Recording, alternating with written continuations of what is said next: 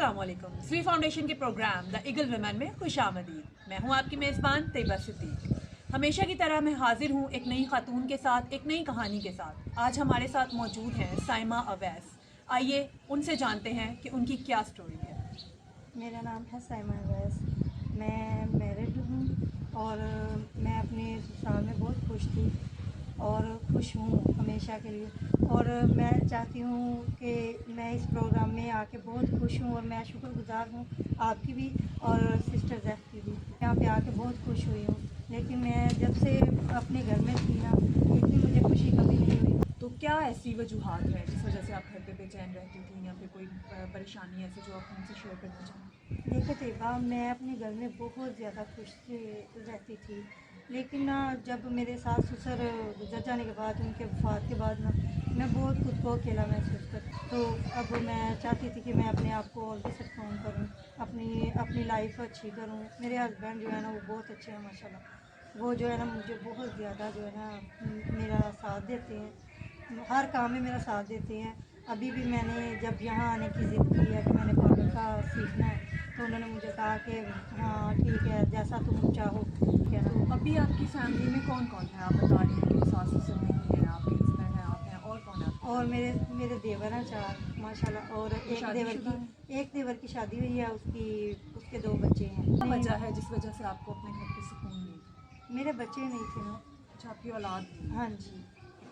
تو اسی وجہ سے بس ٹینشن رہتی تھی ہر وقت، دماغ ایک ہی طرف رہنا، چپ رہنا، روتے رہنا. بس یہی سوچ کے میرا نا دماغ جو ہے نا وہ ایسے ہو جاتا تھا. میں نے صرف یہی سوچا تھا کہ میں جہاں بھی جاؤں، بس مجھے یہی ہوتا تھا کہ میں کہیں نہ کہیں جا کے نا اپنا دل لگاؤں.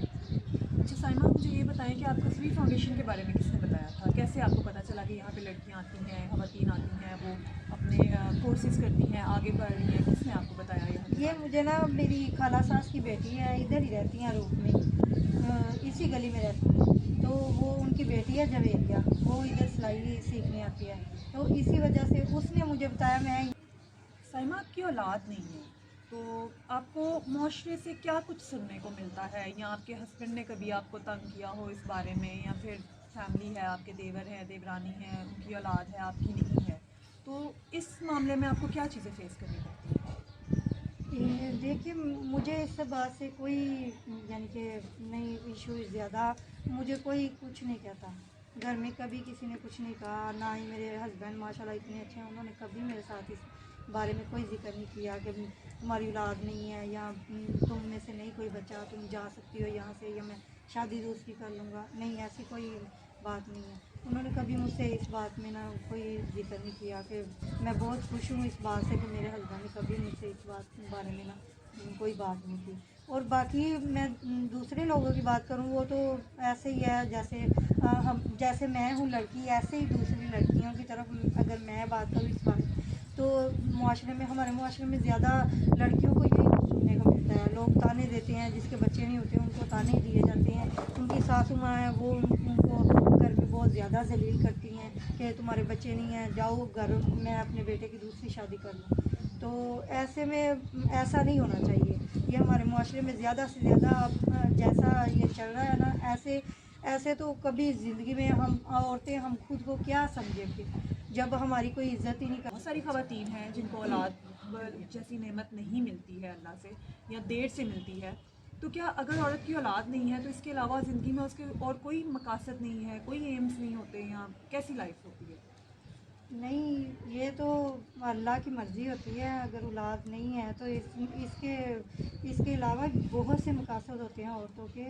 عورت اپنے آپ کو آگے بڑھانا چاہتی ہے، اب کچھ سیکھنا چاہتی ہے، آگے بڑھنا چاہتی ہے. کئی لوگ ایسا سوچتے ہیں کہ اولاد نہیں ہے تو یہ بیکار چیز ہو گئی ہے، ٹھیک ہے، اس کو نکال دیا جاتا ہے. یہ ایسا نہیں ہونا چاہیے. بہت سی عورتیں ہیں جن کے بچے نہیں ہیں تو وہ آگے بہت زیادہ آگے بڑھ چکی ہیں، وہ اپنے مقاصد میں کامیاب ہیں. لیکن صرف عورتوں کا یہی مقصد تو نہیں ہوتا کہ بچے پیدا کرنا ہے، یا پھر بچے پیدا کر دیے ہیں بس اسی طرح جو ہے نا. ہم عورتوں کو بہت کچھ برداشت کرنا پڑتا ہے.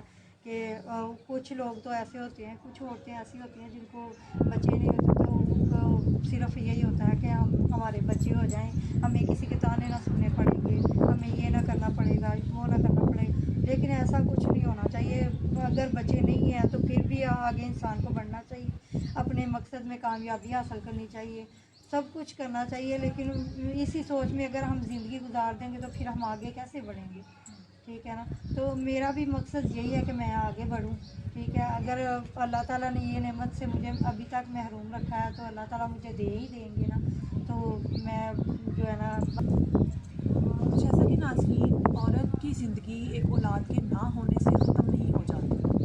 औरत को और भी बहुत सारे मकासद से बनाया गया है। सिर्फ़ औलाद होना ना होना अल्लाह के हाथ में है, हमारे हाथ में नहीं है।